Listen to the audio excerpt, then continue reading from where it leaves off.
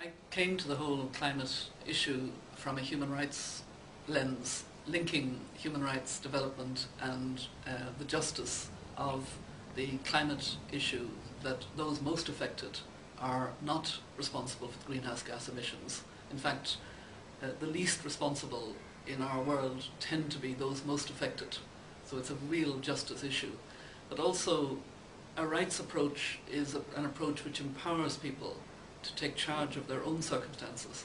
And that was what I saw very much, where there was a large area that BRAC had helped to support local farmers in to diversify, to grow maize, which they hadn't grown before, because it was modified to grow in partly salinated land, and also a form of rice. And when we met them, this was largely men we were talking to, what really struck me was that the farmers were very aware of the issues they had to contend with, the need to diversify, and the fact that they were willing to try out new forms of farming. I saw a training in being more climate resistant, and it was done in enacting scenarios, and that empowers people to know what affects them.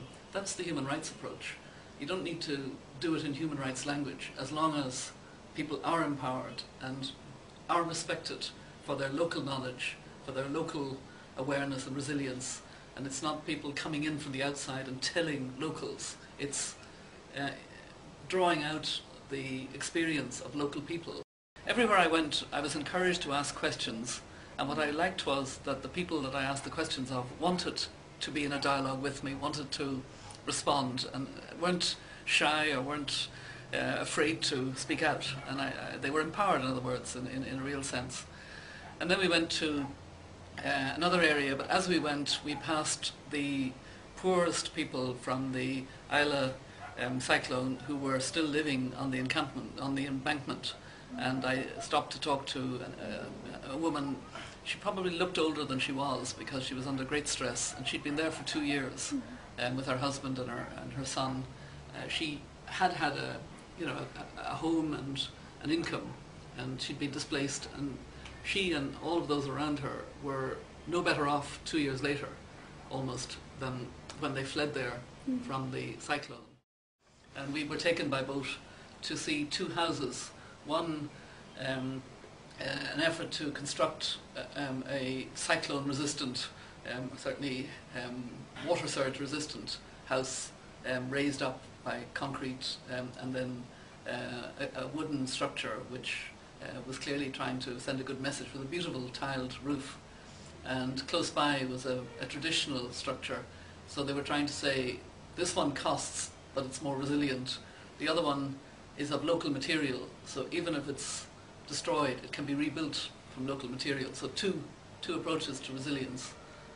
All in all, I think I learned a lot, and I will be bringing these messages back to Ireland, to our foundation, and we do a lot of work in African countries, and I think we'll be able to discuss comparable diversification of agriculture for different reasons maybe, but diversification and also building resilient homes where that's necessary. We need to ensure that the funds, including the new Green Climate Fund and the Fast Start funds, are more balanced between mitigation and adaptation. I'm concerned that at the moment the Fast Start funding for 2010, 2011, 2012 is mainly going to mitigation in China, India, not to adaptation of the poorest countries. So despite all the promises, in fact we're not seeing a real commitment to adaptation yet. And I feel that part of the reason for that is in the north, in the United States, Europe, Korea, the more developed parts of the world, people don't understand how affected communities are already. They've seen the icon of the polar bear and the melting glaciers in the future, and they think it's a problem of the future, and then the deniers come in and say, no, this isn't really a climate issue, etc. Whereas if we can get the stories out of the work that BRAC is doing on the ground and how affected communities are, and that situation in Africa and elsewhere, then we'll change the whole perception and narrative about climate to being about people, and that we must have the funding going to those most affected because of the justice of that. that they are not responsible, and we're undermining their poor chances of development by our lifestyles that have created this greenhouse gas emission through overconsumption and lifestyles of using fossil fuel energy